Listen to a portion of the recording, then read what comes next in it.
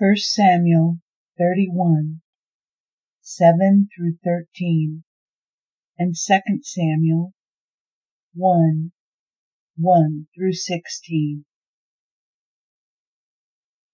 When the Israelites in the valley opposite and those on the other side of the Jordan saw that their army was in full retreat, and that Saul and his sons were dead, they left their cities and ran for their lives. The Philistines moved in and occupied the sites. The next day, when the Philistines came to rob the dead, they found Saul and his 3 sons dead on Mount Gilboa. They cut off Saul's head and stripped off his armor. Then they spread the good news all through Philistine country, in the shrines of their idols and among the people. They displayed his armor in the shrine of the Ashtoreth. They nailed his corpse to the wall at Beit-Shen. The people of Jabesh Gilead heard what the Philistines had done to Saul. Their valiant men sprang into action.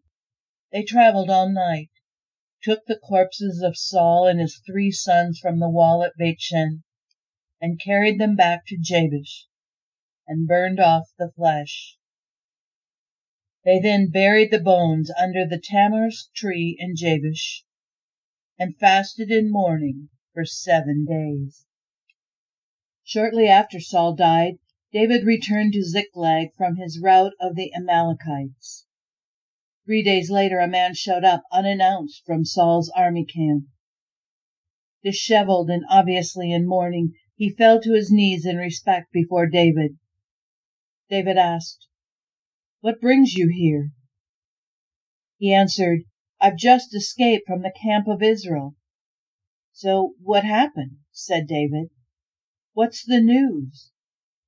He said, "The Israelites have fled the battlefield, leaving a lot of their dead comrades behind, and Saul and his son Jonathan are dead." David pressed the young soldier for details. "How do you know for sure that Saul and Jonathan are dead?"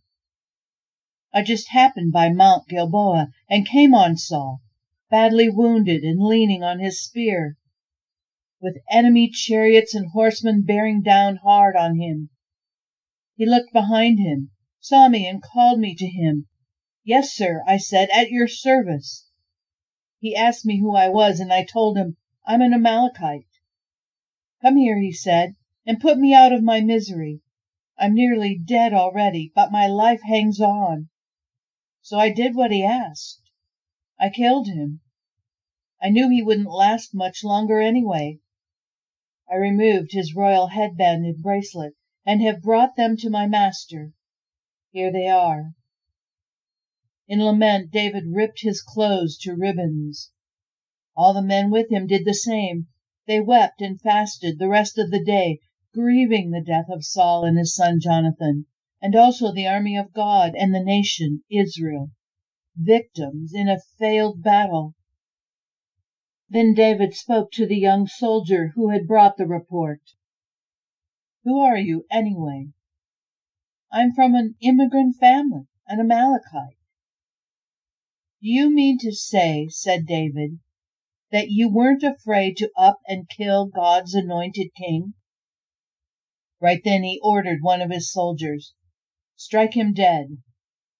The soldier struck him, and he died. "You asked for it," David told him. "You sealed your death sentence when you said you killed God's anointed king."